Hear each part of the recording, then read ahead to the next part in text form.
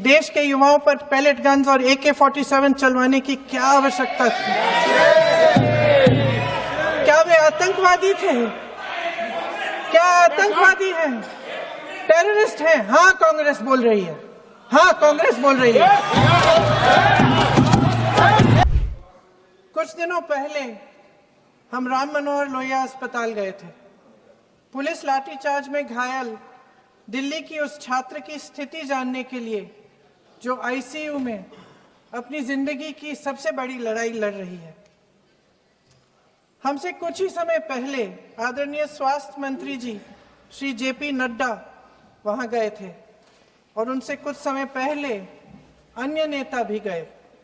जब तक हम वहां पहुंचे, उस लड़की की मां नेताओं के आने जाने से गुस्से में थी। सुन लीजिए, सुनिए, किसी की पीड़ा का मजाक नहीं उड़ाते। कोई भी हो, किसी की पीड़ा का मजाक नहीं उड़ाते। आप संसद में बैठे हैं, निशिकांत जी आप बना रहे हो। जब तक हम वहां पहुंचे, उस लड़की की मां नेताओं के आने जाने से गुस्से में थी। किस लिए आए हो? उसने ICU के दरवाजे के बाहर खड़े होकर हमें पूछा। हमारे सामने कांपते हुए हाथ जोड़े कहने लगी कि धन्यवाद, आप आए हैं, ठीक है, मगर मुझे किसी से नहीं मिलना, मुझे किसी से बात नहीं करनी।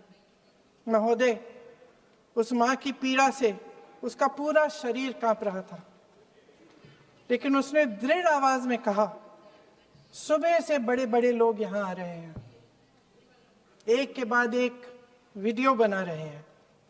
वह भी आए जिन्होंने मेरी बेटी का ये हाल किया है। किस लिए? उसने हमसे पूछा। किस लिए?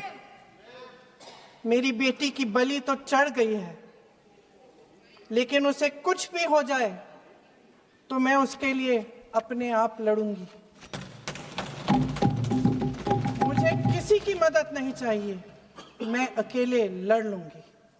महोदय, शायद मुझे यहाँ खड़े होकर सबके सामने ये बात नहीं कहनी चाहिए, मगर उस माँ की गुहार ने मुझे शर्मिंदा किया।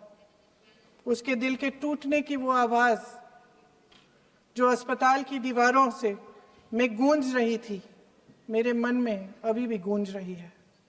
इसलिए उस माँ की इजाजत लिए बिना मैं आपके द्वारा आदरणीय प्रधानमंत्री महोदय जी और आदरणीय गृह मंत्री महोदय जी से पूछना चाहती हूँ कि क्या जरूरत थी एक मासूम बच्ची पर इस तरह दमन करने की?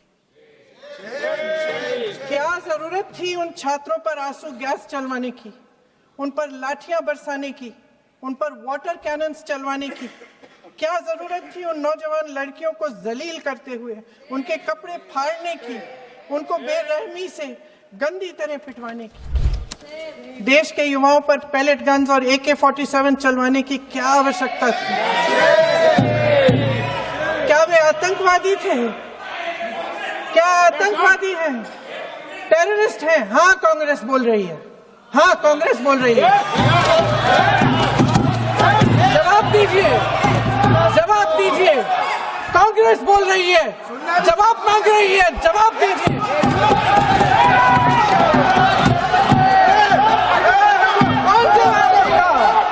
कौन जवाब देगा? गृह मंत्री जी जवाब देंगे। किसने ऑर्डर दिया? किसने ऑर्डर दिया पैलेट गन्स चलाने के लिए? किसने ऑर्डर दिया? आपके माध्यम से मैं पूछती हूँ अध्यक्ष महोदय, किसने ऑर्डर दिया? प्रधानमंत्री जी ने दिया? गृह मंत्री जी ने दिया? जवाब देंगे? पूरा देश पूछ रहा है, सिर्फ कांग्रेस पार्टी नहीं पूछ रही है, पूरा देश पूछ रहा है। इस सरकार ने रोजगार पैदा करने वाले सभी सेक्टर्स को लगातार कमजोर किया। एग्जामिनेशन सिस्टम खुद फेल हो गया है। पिछले दशक में 152 पेपर लीक हुए, 750 करोड़ छात्र प्रभावित हुए, मगर एक भी दोषी, एक भी माफिया को सजा नहीं।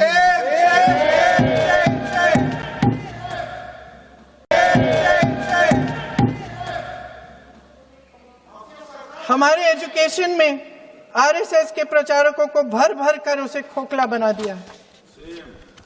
जबरदस्ती एनटीए बनवाकर सिस्टम का केंद्रीकरण करके उसे और भी उलझा दिया। देश के कुल बजट में, हाँ जी जबरदस्ती, आपने अभी अभी सुना तमिलनाडु के हमारे साथी क्या कह रहे थे। देश के कुल बजट में एजुकेशन बजट की हिस्सेदारी हर साल बढ़ाने की बजाय घटती जा रही है। 1.4 लाख करोड़ रुपया का पूरा बजट एजुकेशन बजट है और 1.32 लाख करोड़ सिर्फ नीट देने वाले 22 लाख बच्चों के परिवारों से हर साल खींचा जाता है।